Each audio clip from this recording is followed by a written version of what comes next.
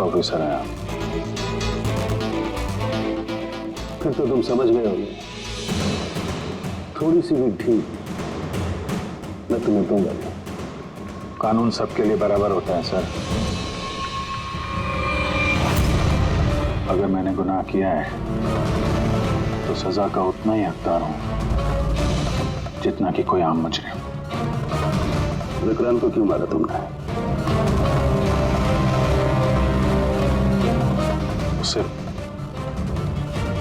मारने की कोई वजह नहीं थी मेरे पास। अच्छा, तो फिर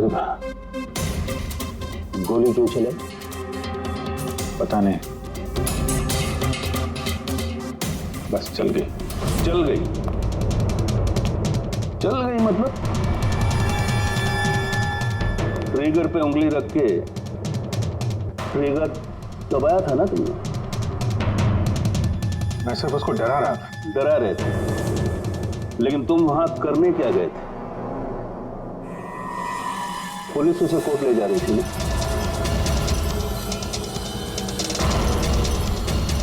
मेरे वहां होने की वजह जानने के लिए आपको सर मेरा और विक्रांत का इतिहास जानना होगा।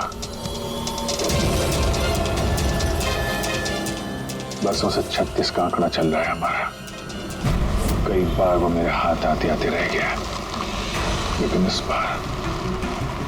बार मैंने उसे पकड़ लिया।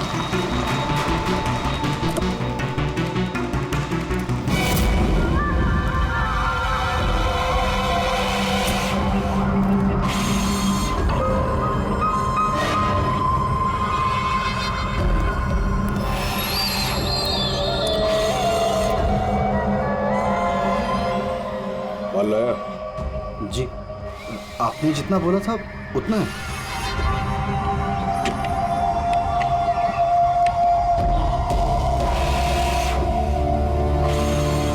गुड। अगला कंसाइनमेंट अगले महीने की 5 तारीख को। जी।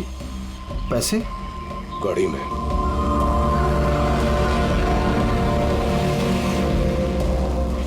क्या बात है, इतना पसीना क्यों आ रहा है? पसीना? नहीं तो। जिस स्कूल में तुझे एडमिशन नहीं मिला था ना, उस स्कूल का हेडमास्टर था मैं। क्या छुपा रहा है? नहीं, कुछ भी नहीं। ओह, तो ये बात है। किसने भेजा? सीआईडी को बुलाया तूने? विक्रांत को धोखा देना बहुत महंगा पड़ेगा तुझे।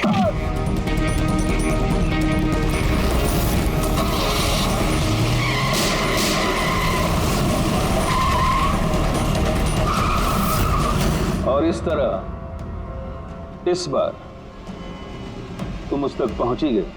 हाँ, लेकिन हमेशा की तरह इस बार भी विक्रांत के नसीब में जेल की सलाखें नहीं लिखी थी। नामी गिरामी अपराधी विक्रांत ने सरकारी गवाह बनने का फैसला कर लिया है। वो मकरंद के खिलाफ अदालत में सारे सबूत देगा और इसके बदले अदालत उसकी सजा काफी हद तक माफ कर देगी। इन अपराधियों को पकड़ने के लिए हम लोग दिन रात एक कर देते हैं, अपने खून पसीना बहाते हैं। क्या इसलिए कि अदालत उनको दोबारा जुर्म करने के लिए छोड़ दे? अब अदालत को दोष मत दो अभिजीत। वैसे भी मकरंद के खिलाफ उनके पास ज्यादा सबूत थे नहीं, और हमारा काम मुजरिमों को पकड़ना है, ना कि उनकी सजा तय करना। यार, तो तुमको क्या लगता है, इसको छोड़ना सही है? अब सही तो नहीं है, पर हम लोग क्या कर सकते हैं, हैं?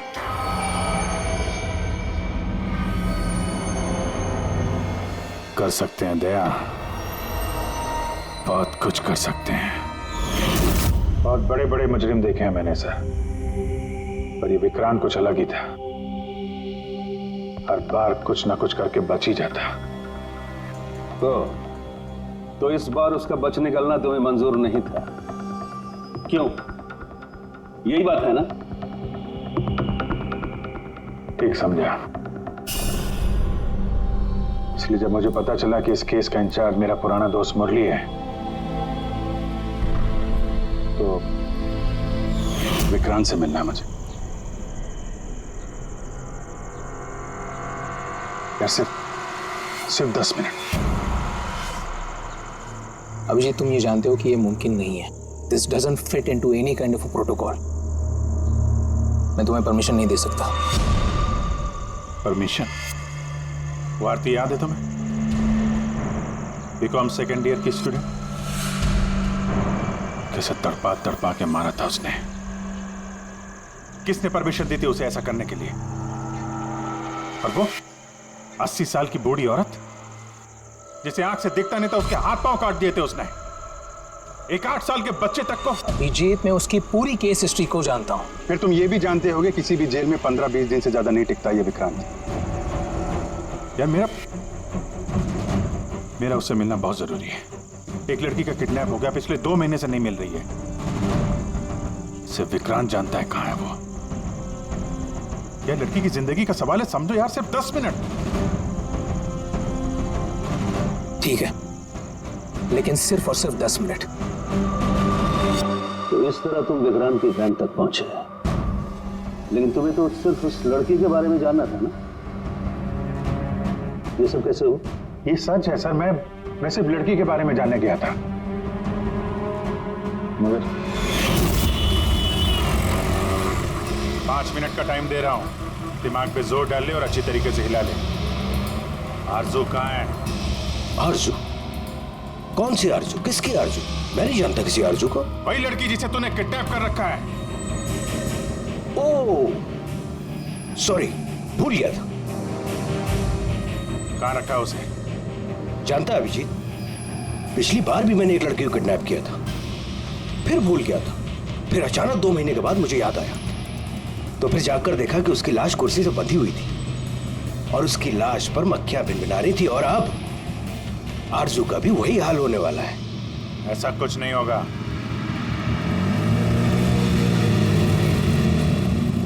कहां है आरजू? हाँ, याद आया, मेरी जेब में, निकाल ले।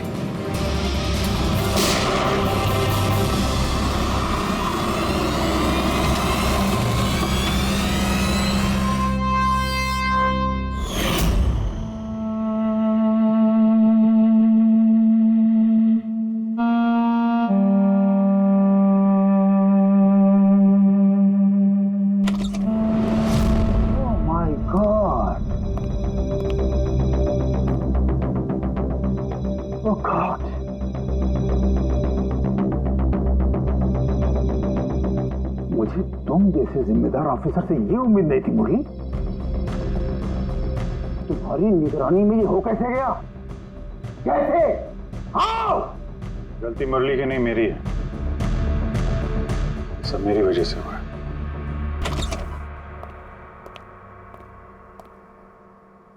वाह वाह, क्यों एसपी साहब, बड़ा गर्व हो रहा होगा आपको। तो इतिहास में पहली बार किसी सीआईडी ऑफिसर के हाथों खून हुआ है, और वो भी एक सरकारी गवाह का। चैन साहब, आपको जो कुछ कहना है मुझे कहिए। अपराध मैंने किया है, तुमसे नहीं। एसीपी प्रद्युमन से ही बात करूंगा, क्योंकि अगर सीआईडी की नाक कटती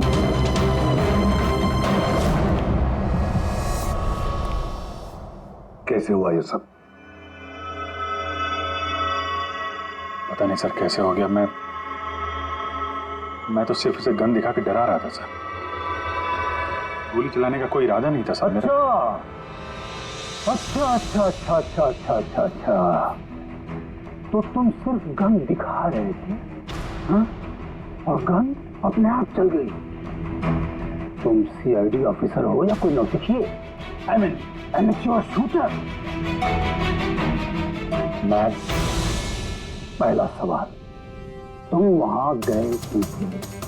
जब कानून अपना काम कर रहा था तो तुमसे किसने कहा था टांग अड़ाने के लिए? जैन जी प्लीज, आप जरा शांति से बात कीजिए।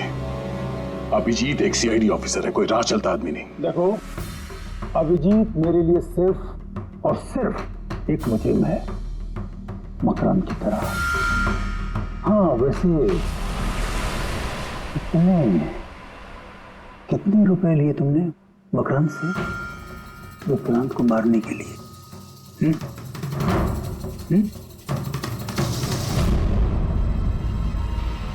अगर तुम एक वकील ना होते और मैं एक सीआईडी ऑफिसर नहीं होता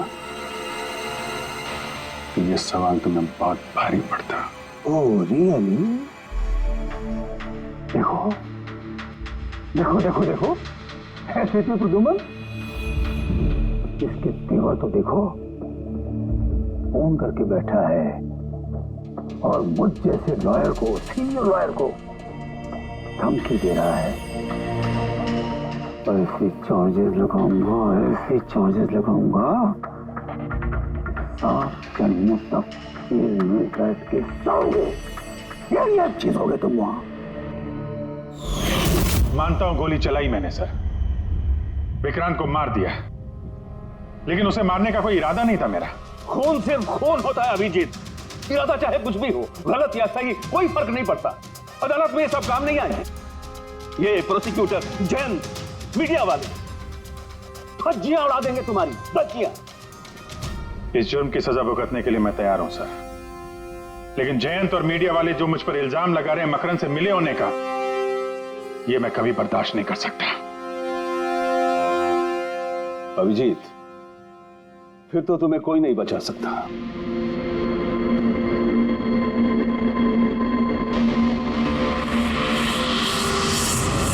सारे सबूत और गवाह अभिजीत के खिलाफ है। यानी कोई उम्मीद नहीं है सर? कैसे उम्मीद है? अभिजीत ने खुद कन्फेस किया है कि गोली उसी ने चलाई।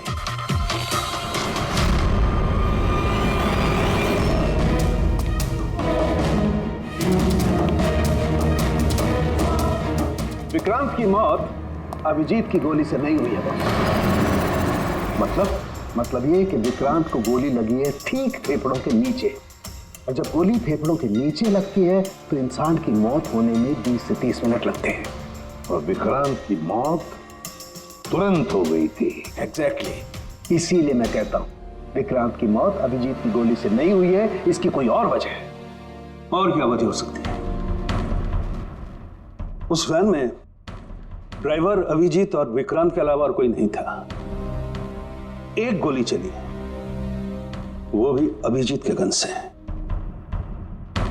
उस वक्त वैन के अंदर कोई और नहीं था, और वैन के बाहर तो कोई और हो सकता है।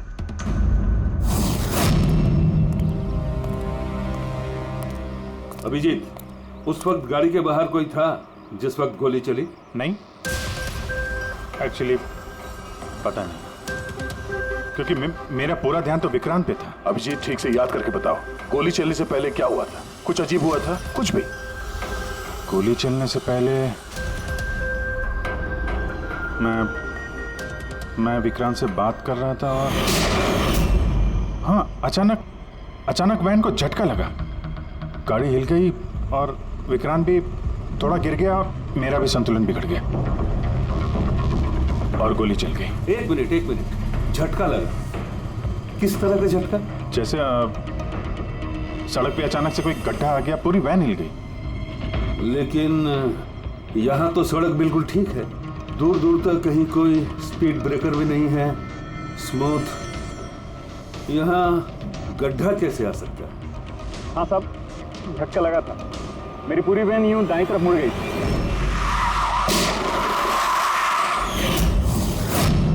स्टीयरिंग खुद ब खुद घूम गया? हाँ साहब। ये कैसे हो सकता है? साहब, ये तो मुझे भी पता नहीं चला कैसे हो गया। इससे पहले कि मैं वैन को संभाल पाता, पीछे से गोली चलने की आवाज आ गई।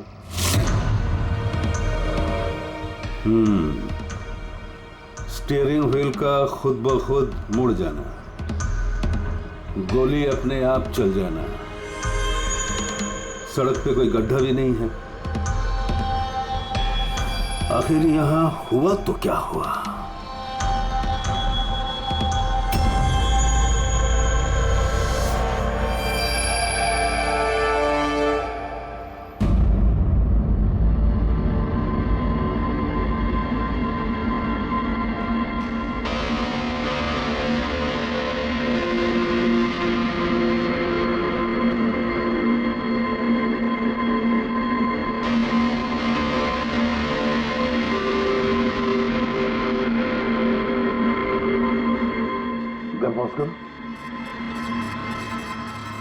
ये देखो, जब ये हादसा हुआ तो ये काली एसयूवी, ये काली गाड़ी उस वैन के बगल में से पास हुई। मतलब सर विक्रांत का खूनी शायद इसी गाड़ी में। हाँ, हो सकता है। सर, ये गाड़ी कहीं रुकी नहीं सर, ये सीधे सीधे चली गई और दूसरी गोली की आवाज भी नहीं आई। और एक बात नोटिस की तुम लोगों ने, 11:17 पर वो काली गाड़ी पास हुई वैन के बगल से, और एग्जैक्टली 11:17 पर विक्रांत की घड़ी भी बंद हो गई। हाँ सर, अभिजीत की घड़ी भी 11:17 को ही बंद हुई थी। हाँ, ये दोनों घड़ियों का एक साथ बंद होना और इस कार का ठीक 11:17 पे वहां से गुजरना, ये संजोग नहीं हो सकता। बिल्कुल सर, बिल्कुल सही कहा आपने, ये कोई संयोग हो ही नहीं सकता। जरूर कोई ना कोई राज छुपा है उस काले रंग की एसयूवी में, जो अभिजीत की बेगुनाही साबित करेगा। तो यहाँ इस फुटेज में इस गाड़ी का नंबर तो दिख नहीं रहा है। इस जगह से 5 किलोमीटर दूर सर टोल नाका है, वहां के सीसीटीवी फुटेज से शायद इस कार की डिटेल मिल जाए।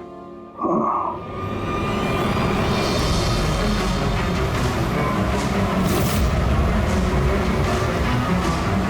अगर वो गाड़ी टोल नाका से गुजरी ही नहीं तो यहीं कहीं आसपास होनी चाहिए, इसी इलाके में। सर, वो देखिए, काले रंग की कार।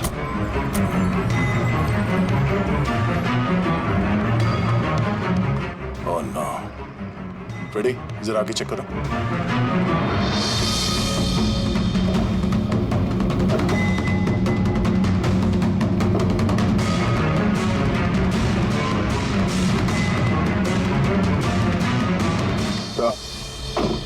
ये वही काली एसयूवी है, जला दी गई है।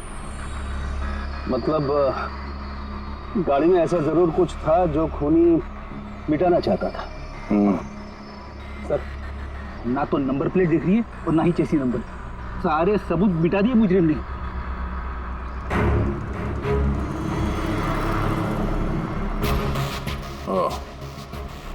फ्रेडी, एक काम करो, जरा आसपास पूछताछ करो, देखो किसी ने यहाँ पे कुछ देखा है क्या। अरे सुनो, ये जली हुई गाड़ी के बारे में कुछ बता सकते हो क्या? जी नहीं। हाँ? ये देखिए, सीट के नीचे ये डिवाइस पड़ा था। Electric device. हाँ सारुण के, क्या डिवाइस है, कुछ पता चला? हाँ बस, पता तो चल गया है, लेकिन इसे अच्छी तरह से समझाने के लिए मुझे एक डेमो देना पड़ेगा आप लोगों को। मान लीजिए कि ये विक्रांत है और हम इसे मारना चाहते हैं, लेकिन हम इसके करीब नहीं जा सकते हैं, तो फिर इसे कैसे मारा जाए? कैसे? डॉक्टर सालुंखे, हमें पता होता तो आपके पास क्यों आते? प्लीज आगे बताइए। हाँ, बताता हूं।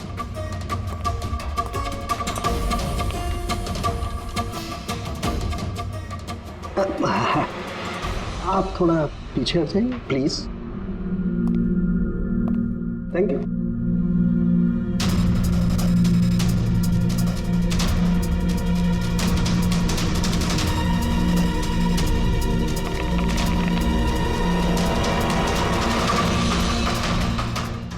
देखा आपने,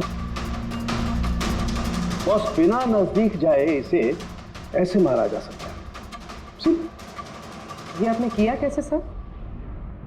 क्योंकि जैसे ही हमें इस डिवाइस के बारे में पता चला, हमने विक्रांत के पुराने मेडिकल रिपोर्ट्स मंगवाए जेल में से। ये स्कैन 2 महीने पुराना है और ये वाला स्कैन ये हमने कल रात को लिया, उसके मरने के बाद।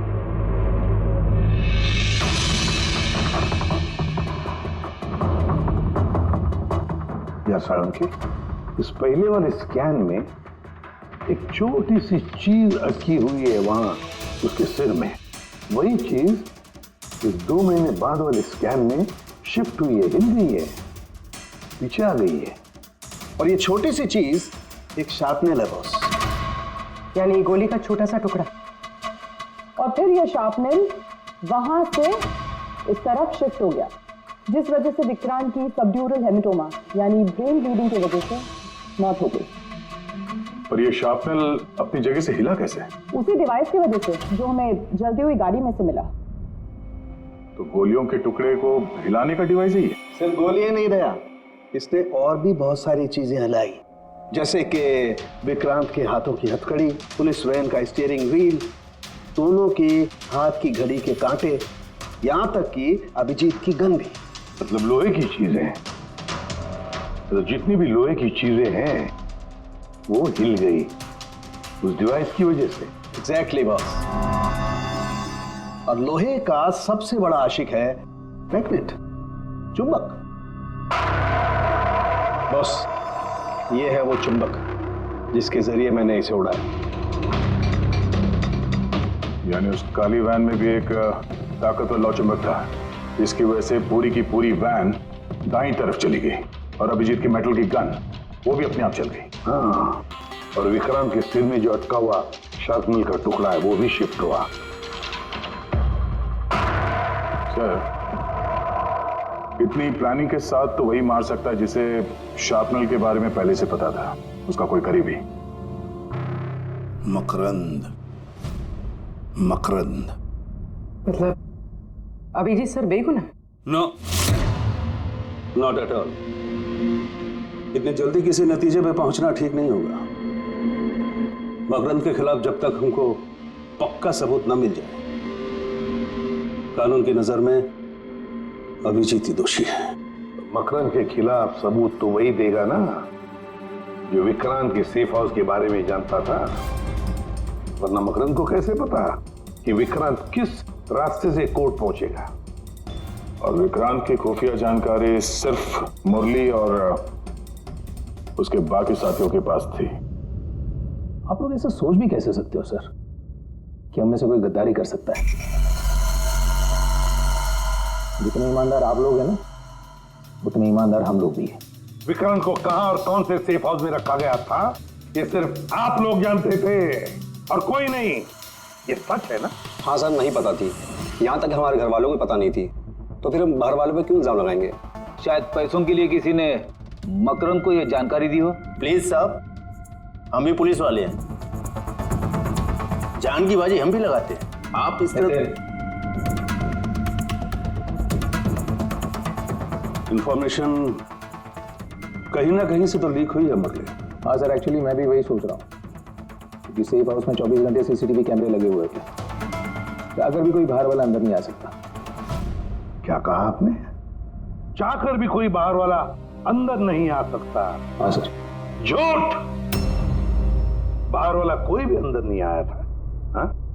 क्यों? I am sorry sir, actually Jain ji कभी कभी आते थे। कभी कभी जैन जी आते थे?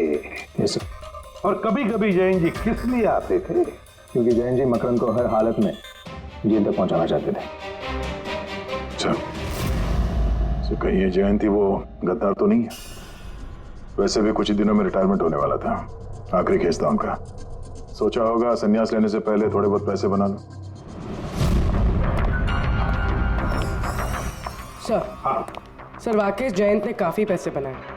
अभी 10 दिन पहले इसने पुणे में 10 करोड़ का फार्म हाउस खरीदा है। क्या? हाँ सर, ये रहे उस पार्टी के फोटोग्राफ।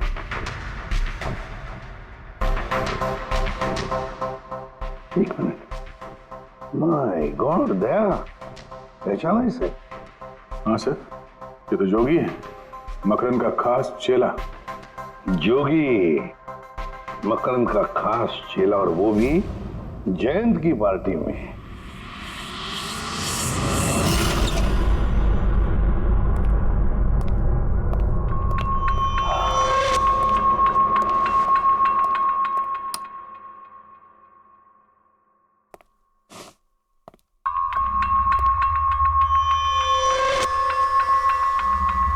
तुम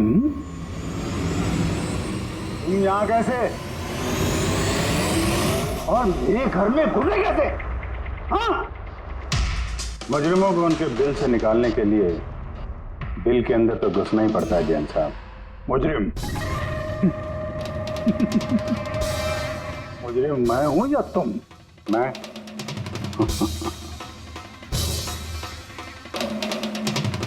लेकिन ये तस्वीर ये कुछ और ही कहानी कह रही है।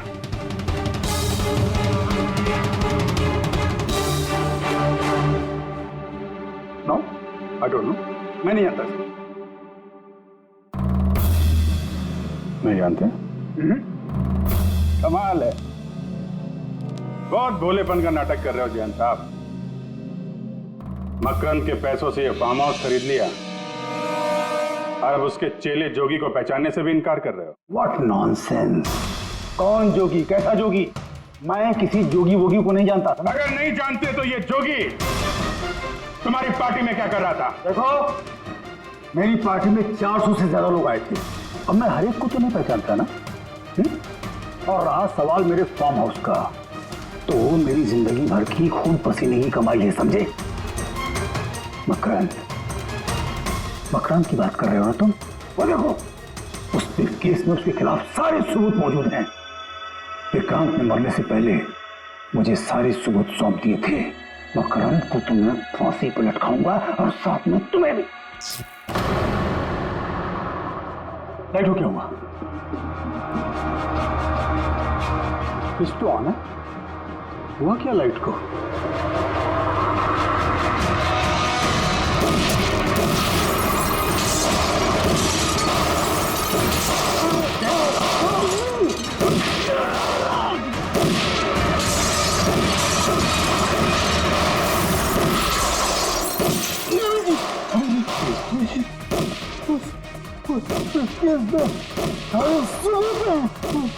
मकान के हाथ नहीं आना। जैन जी,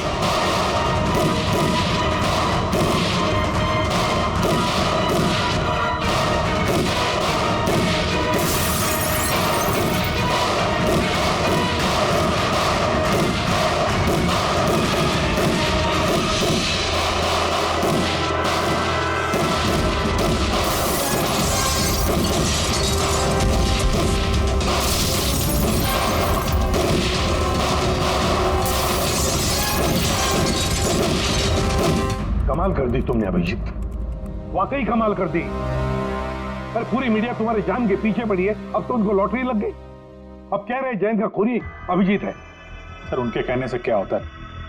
आपको पता है मैं निर्दोष हूं सर। लेकिन तुम्हें वहां जाने की जरूरत क्या थी? जैन के घर में, वहां के सीसीटीवी कैमरे में साफ दिख रहा है कि जैन के मौत के वक्त तुम वहां थे। अब सिर्फ इतना ही नहीं, अब तो पूरी सीआईडी टीम पर इल्जाम लगा रहे हैं कि हम तुम्हें बचाने की कोशिश कर रहे हैं। इल्जाम तो लगेगा ही ना प्रद्युमन। जयंत मकरंद के खिलाफ नया सबूत पेश करने वाला था अदालत में, और ठीक एक दिन पहले उसकी मौत हो गई। हाँ, लेकिन वो सबूत मुजरिमों का हाथ नहीं लगा सर। मैं लेके आया। जैन से मरने से पहले मुझे ये सारे सबूत सौंप दिए। ये सबूत, ये फोटोग्राफ्स, ये पेपर्स, ये सबूत काफी नहीं है मकरंद को अदालत में सजा दिलवाने के लिए। काफी नहीं है ये सबूत। तो वो पेनड्राइव से कुछ पता चल सकता है ना? हाँ, अभिजीत, ये पेनड्राइव पासवर्ड मांग रही है। जैन ने मरने से पहले पासवर्ड वगैरह बताया? नहीं सर, इसके पहले वो कुछ बोल पाते उन्होंने दम तोड़ दिया था। अरे यार,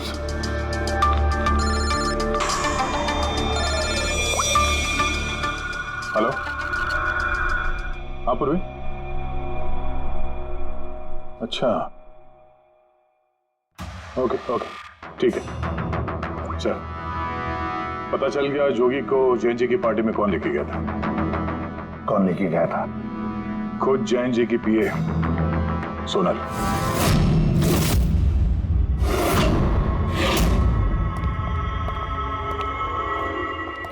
सर, ये सब सोनल पूरी तरह से कर।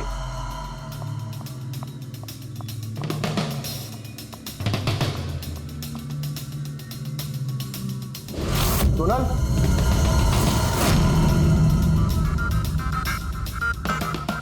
सर अभी तो कोई भी नहीं। सर कोई नहीं होगा। तो सोनल गई कहाँ?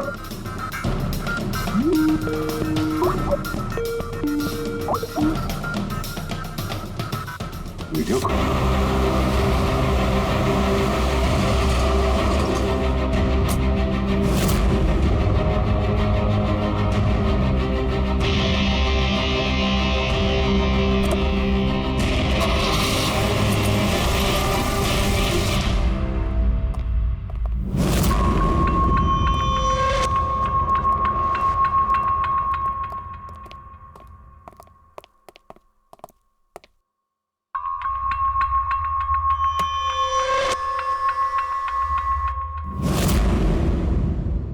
Welcome welcome Abhijit.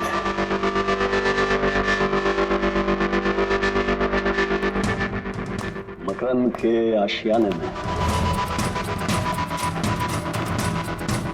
तुम्हारा स्वागत है।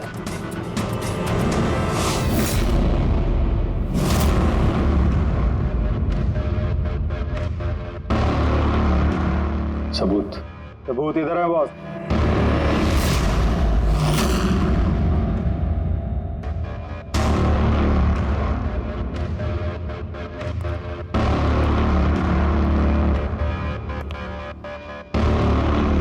मकरंद, सबूत तुम्हें मिल चुका है, अब सोनल को जाने दो। यस। वैसे भी वो कहते हैं ना कि मरने वाले की अंतिम इच्छा अधूरी नहीं रहनी चाहिए। सोनल को बुलाओ।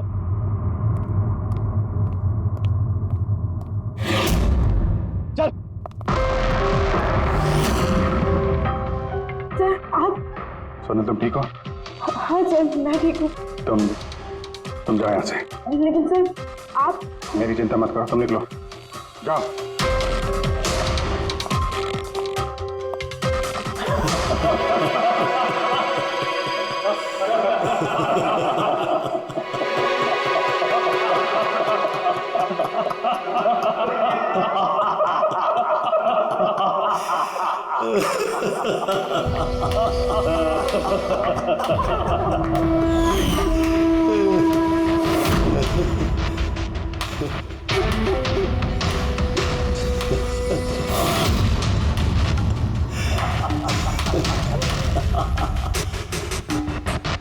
सोनल, तुम भी मानते हो ना मेरे दिमाग को? तुम सीआईडी वालों को भी मैंने चकमा दे दिया।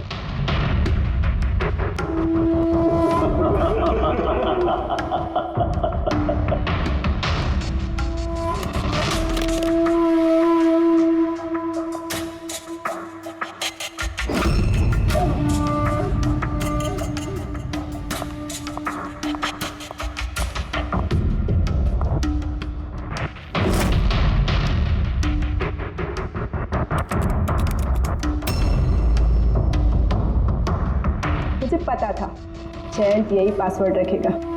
मकरम will die. Now, stop conversation. Start the operation.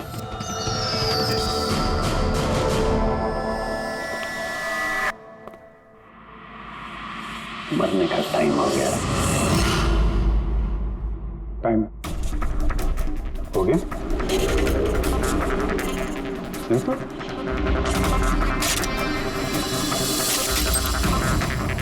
Oh, magnet. तुम लोगों को क्या लगा चुंबक को हथियार बनाना सिर्फ तुम लोगों को आता है?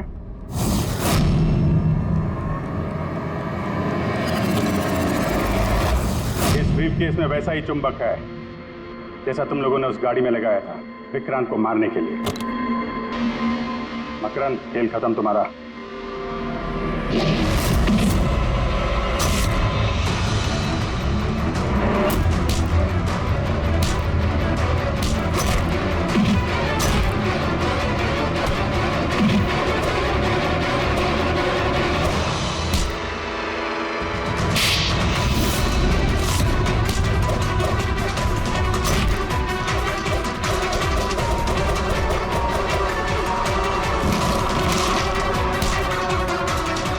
पैसों के लिए अपने बॉस को धोखा दिया? हाँ?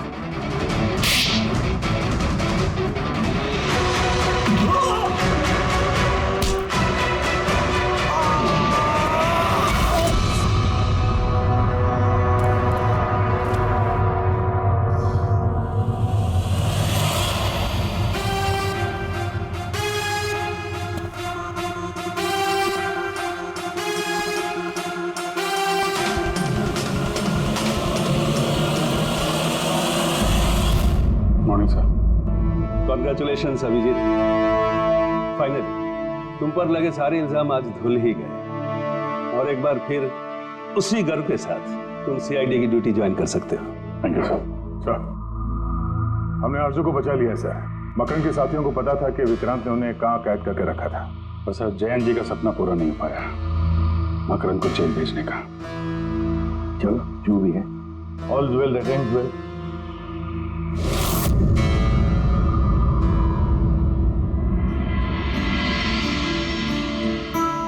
संभालो अपनी अमानत को।